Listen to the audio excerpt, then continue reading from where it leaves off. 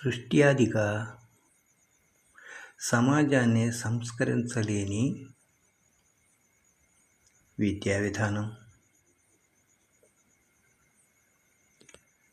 రద్దయినట్టే, degrade అయినట్టే. ఈ బిరుదులు, పట్టాలు, ఈ పదాలన్నీ కూడా రద్దయినట్టే.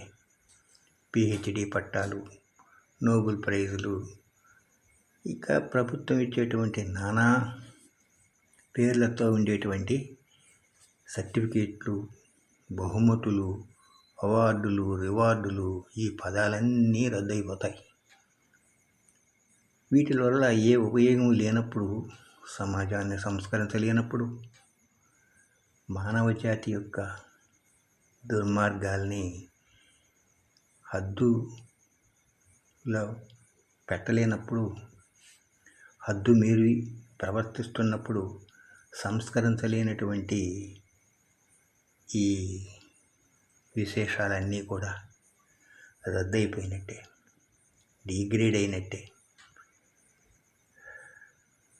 కాబట్టి ఇప్పుడు ఏం చేయాలి?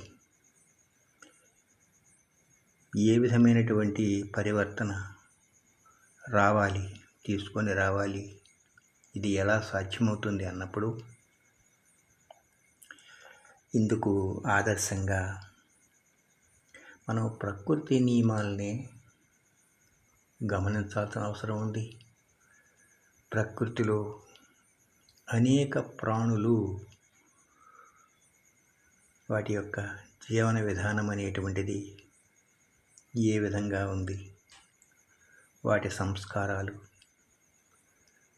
కొనసాగింపు అనేటువంటిది మనము పరిశోధన చేసినటువంటి వారి యొక్క వీడియోల్ని, వాటి యొక్క సంస్కారాలని మనం గమనించినప్పుడు మనము నేర్చుకోవాల్సిన అవసరం ఉంది, అభ్యాసం చేయాల్సిన అవసరం ఉంది.